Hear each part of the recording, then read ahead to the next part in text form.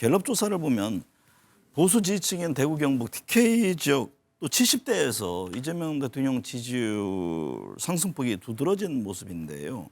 어떤 이유로 분석을 하십니까? 외연확장이라고 봐야 되겠죠. 특히 이제 이재명 대통령의 지지율 상승의 가장 큰 이유로 지금 외교 성과가 꼽히고 있거든요. 네. 보수도 이렇게 민감하게 반응하면서 긍정적인 평가를 내릴 수 있는 것이 또 외교입니다.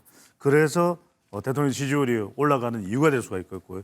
또 대표적인 것은 또 반사이익입니다. 지금 국민의힘에 대한 보수 지지층들의 실망, TK 그리고 70세 이상에서도 이 보수에 대한 실망이죠. 갤럽에서 국민의힘 지지율을 보면 TK, PK 지역에서 9%포인트 폭락을 했고 70대에서도 8%포인트 하락해서 민주당에 역전을 당했습니다.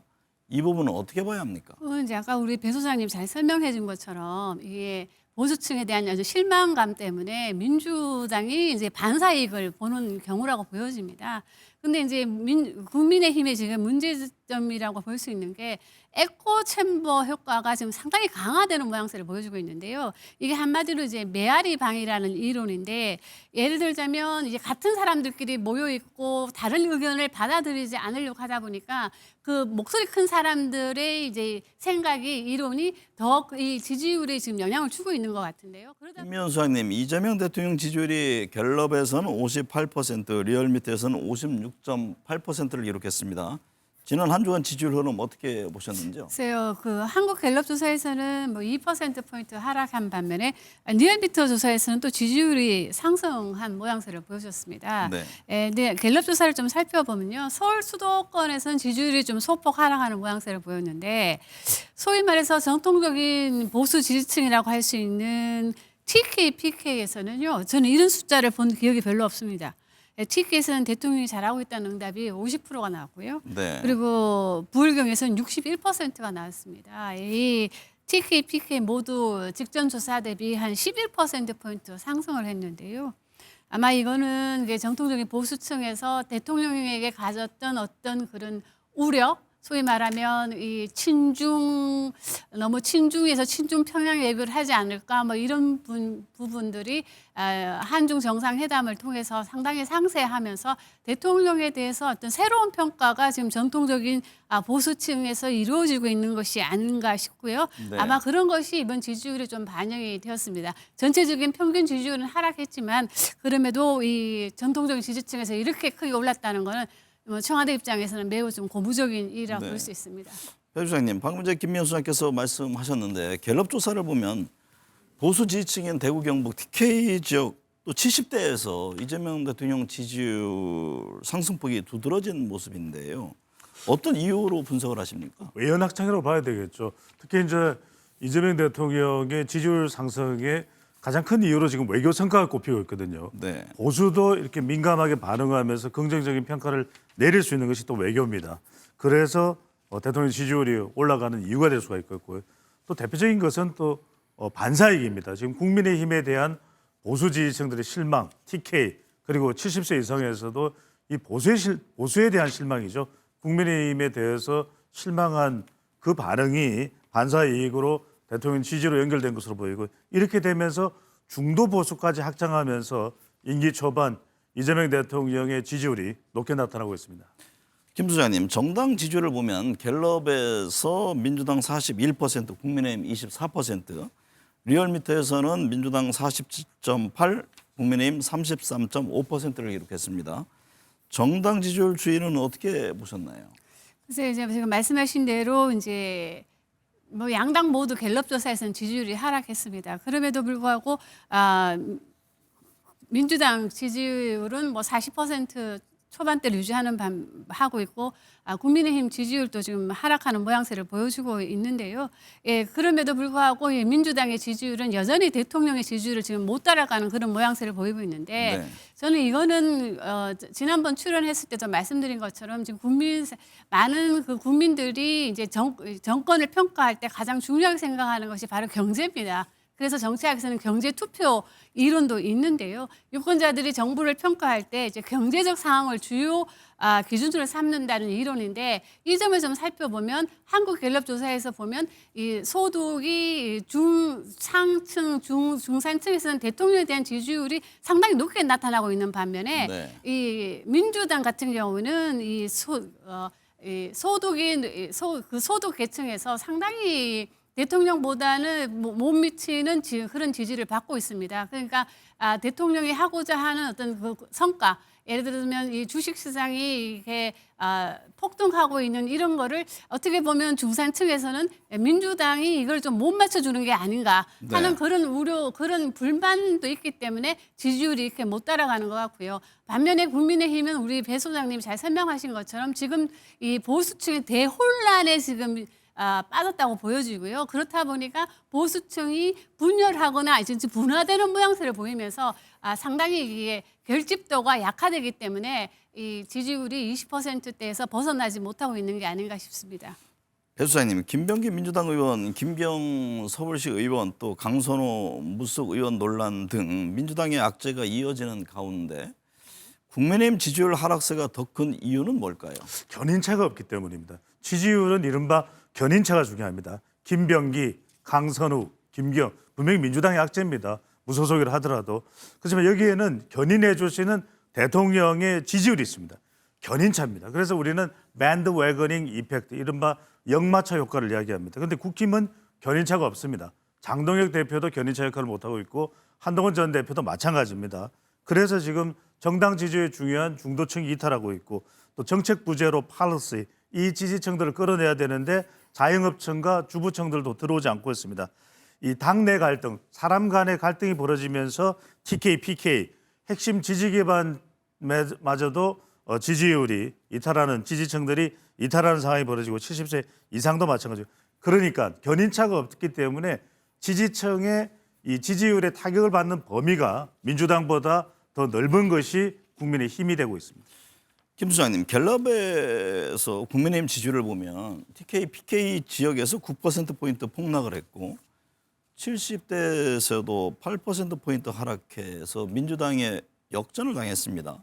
이 부분은 어떻게 봐야 합니까? 이제 아까 우리 배 소장님 잘 설명해 준 것처럼 이게 보수층에 대한 아주 실망감 때문에 민주당이 이제 반사이익을 보는 경우라고 보여집니다. 근데 이제 국민의힘의 지금 문제점이라고 볼 수 있는 게 에코 챔버 효과가 지금 상당히 강화되는 모양새를 보여주고 있는데요. 이게 한마디로 이제 메아리 방이라는 이론인데 예를 들자면 이제 같은 사람들끼리 모여 있고 다른 의견을 받아들이지 않으려고 하다 보니까 그 목소리 큰 사람들의 이제 생각이 이론이 더 이 지지율에 지금 영향을 주고 있는 것 같은데요. 그러다 보니까 우리가 소위 말했던 MZ 보수 젊은 보수는 더 강성이 되고 있고 70세 이상의 어떤 정통적인 보수는 상당히 좀 이렇게 강성 보수에서는 좀 벗어나는 그런 모양새를 보여주고 있습니다. 그러다 네. 보니까 민주당의 지지율이 상당히 이쪽 지역에서 지금 돋보이고 있는 것으로 보여지고는 있지만 그러나 저는 이거는 일시적인 현상이라고 보여집니다. 네. 배 수장님, 1억 원 공천 헌금 수사를 둘러싸고 강선호 무속 의원, 강 의원의 전직 보좌관과 김병 서울시 의원의 지금 진술이 엇갈리고 있습니다. 이 문제에 대한 여론은 어떻게 반영되고 있습니까? 안 좋습니다.